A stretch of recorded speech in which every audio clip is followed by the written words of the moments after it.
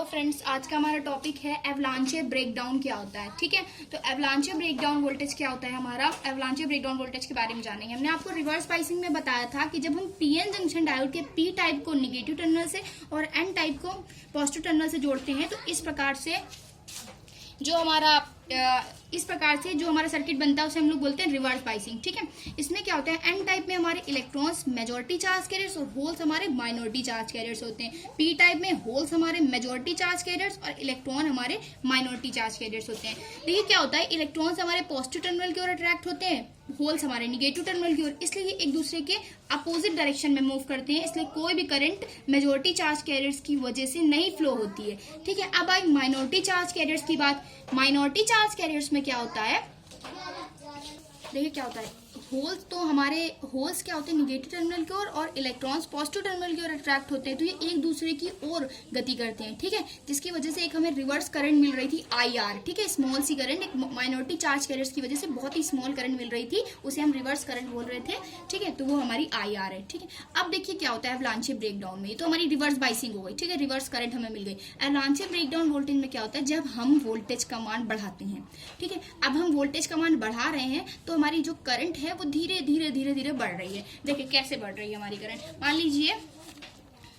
मान लीजिए हमारे पास ये कोई एक ग्राफ, देखिए किस तरह से हमारे पास एक ग्राफ है मान लीजिए।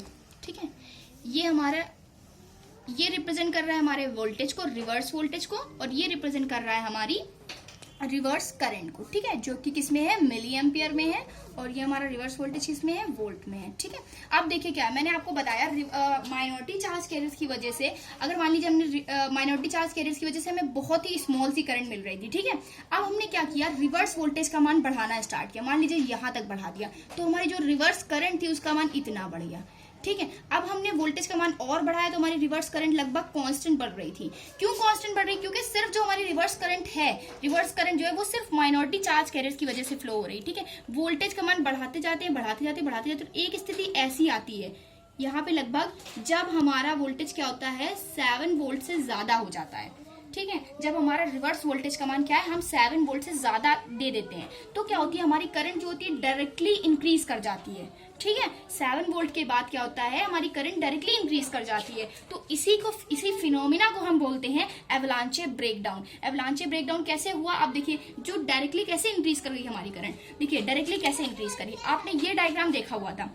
ठीक है, इसमें क्या था, जो हमारे माइनॉरिटी चार्ज कैरियर्स थे वो तो मूव कर रहे थे, बट हमने जैसे जैसे वोल्टेज बढ़ाया वैसे वैसे जो हमारे माइनॉरिटी चार्ज कैरियर्स हैं इनकी काइनेटिक एनर्जी बढ़ती गई। काइनेटिक एनर्जी देखिए कैसे बढ़ गई, आप जानते हैं kinetic energy is equal to, या W is equal to 1/2 half mv²। ठीक है, हाफ mv² होता है हमारा। अब देखिए वोल्टेज का मान, अगर क्या होता है, हम वोल्टेज जितना ज्यादा देते जाएंगे उसकी काइनेटिक एनर्जी बढ़ती जाएगी। काइनेटिक एनर्जी बढ़ेगी तो उसका जो, देखिए क्या होता है, आपने पहले पढ़ा होगा K is equal to QVF होता है, VR यहाँ पे रिवर्स वोल्टेज है। अब देखिए अगर आप रिवर्स वोल्टेज का मान बढ़ाएंगे, हम बढ़ाते जा रहे हैं रिवर्स वोल्टेज का मान, तो काइनेटिक एनर्जी बढ़ती जा रही है। ठीक है, काइनेटिक एनर्जी बढ़ रही है तो आपने काइनेटिक एनर्जी का फॉर्मूला पढ़ा है हाफ mv²।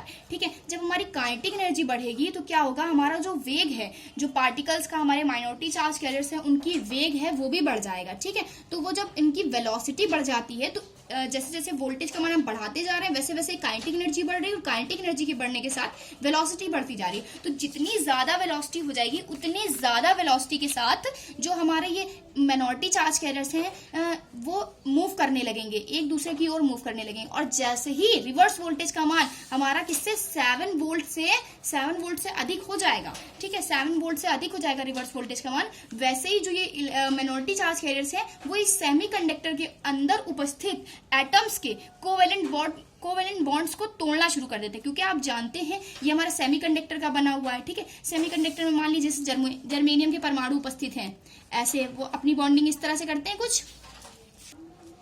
मान लीजिए आपने जर्मेनियम का सेमीकंडक्टर का पीस जो है वो जर्मेनियम का बना हुआ है। ठीक है, तो जर्मेनियम के परमाणु आपस में मिलकर कोवेलेंट बॉन्ड बना लेते हैं, आप जानते हैं। ठीक है, अब ये माइनॉरिटी चार्ज कैरियर मान लीजिए होल हो गया, ये हमारा माइनॉरिटी चार्ज कैरियर आगे इससे टकराया और इस कोवेलेंट बॉन्ड को तोड़ दिया। ठीक है। इस जब कोवेलेंट बॉन्ड को तोड़ दिया इस होल ने, तो क्या हुआ, यहाँ पे हमारे इलेक्ट्रॉन्स मुक्त हो गए। इसी तरह से हमारे इलेक्ट्रॉन्स भी कोवेलेंट बॉन्ड को तोड़ते हैं, जिससे बहुत सारे इलेक्ट्रॉन्स और होल्स हमारे क्या होते हैं, प्रोड्यूस हो जाते हैं। ठीक है, जब हमारे विभिन्न सारे इलेक्ट्रॉन्स और होल्स प्रोड्यूस हो जाते हैं तो देखिए क्या होता है, जब हमारे number of electrons number holes की मात्रा अधिक हो जाएगी तो जो हमारी रिवर्स करंट है वो हमारी रिवर्स करंट क्या हो जाएगी, डायरेक्टली इंक्रीज हो जाएगी, बहुत तेजी से इंक्रीज हो जाएगी। तो यही वजह होती है कि हमारी करंट जो होती है डायरेक्टली इंक्रीज हो जाती है। जब हम वोल्टेज का मान लगभग 7 वोल्ट से ज्यादा कर देते हैं तो हमारी करंट डायरेक्टली इंक्रीज हो जाती है ड्यू टू काइनेटिक एनर्जी में इंक्रीजमेंट की वजह से, और इस वजह से क्या होता है, हमारी रिवर्स करंट इंक्रीज हो जाती है।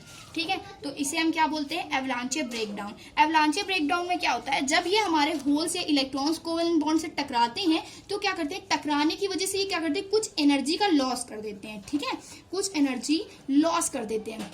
जब ये कुछ एनर्जी लॉस कर देते हैं तो इस एनर्जी को कंपनसेट करने के लिए, इस एनर्जी को जो हमारा मतलब एनर्जी का लॉस हुआ है उसे पूरा करने के लिए हम क्या करते हैं, जो हमने बैटरी लगाई हुई है, जो मैंने बैटरी लगाई हुई है उसका मान हमें और बढ़ाना पड़ता है। मान लीजिए हमने 7 वोल्ट पे माना कि इनकी जो माइनॉरिटी चार्ज कैरियर्स हैं वो काइनेटिक एनर्जी इनकी इतनी हो जाती है कि ये कोवेलेंट बॉन्ड को तोड़ना शुरू कर देते हैं। ठीक है, बट अगर ये कोलिजन की वजह से कुछ एनर्जी का लॉस कर देंगे तो हमें 7 वोल्ट से भी ज्यादा वोल्टेज देना पड़ेगा, जिसकी वजह से तो हमारे वोल्टेज का मान और इंक्रीज हो जाएगा, जिससे हमारा जो ग्राफ मिलेगा एवलांचे ब्रेकडाउन में, तो वो हमारा क्या होता है, शार्प वोल्टेज को नहीं शो करता है। शार्प वोल्टेज मतलब जैसे अगर हमारा ग्राफ हमारा ग्राफ होना चाहिए वो कुछ इस तरह से होना चाहिए। मान लीजिए पहले कांस्टेंट करंट मिल रही थी, फिर डायरेक्टली इंक्रीज हुई, तो हमारे इस तरह से ग्राफ होना चाहिए। ठीक है, ये बट तो क्या है, हमारा एकदम शार्प ग्राफ नहीं आया, हमारा ग्राफ जो है वो कुछ इस तरह से होता है। ठीक है, तो मतलब ये है कि कोलिजन की वजह से जो एनर्जी लॉस हो रहा है उसे हमने कंपनसेट करने के लिए हमने जो रिवर्स वोल्टेज है उसका मान और इंक्रीज करा हुआ है, तो हमें ग्राफ कुछ इस तरह से मिलता है। ठीक है, तो अब देखते हैं इसकी लैंग्वेज के बारे में। ठीक है, तो ये आप देख लें एवलांचे ब्रेकडाउन की मैंने थ्योरी नोट्स तैयार किए हुए हैं, आप इसकी स्क्रीनशॉट ले लें। ठीक है, जो मैंने बोला हुआ है बिल्कुल वैसे ही लिखा हुआ है। ठीक है, तो देखिए एवलांचे ब्रेकडाउन के ऊपर ये पूरा नोट है, आप इसे ले लें। और इसके बाद में एवलांचे ब्रेकडाउन पर इफेक्ट ऑफ टेम्परेचर क्या होता है इसके बारे में वीडियो डालूंगी। ठीक है, तो आप उसे देख सकते हैं, effect of temperature on एवलांचे breakdown. ठीक है, तो आई होप आपको ये वीडियो समझ में आई होगी। अगर आपको ये वीडियो समझ में आए तो प्लीज हमारे चैनल को लाइक, सब्सक्राइब और कमेंट करें। Thank you for watching.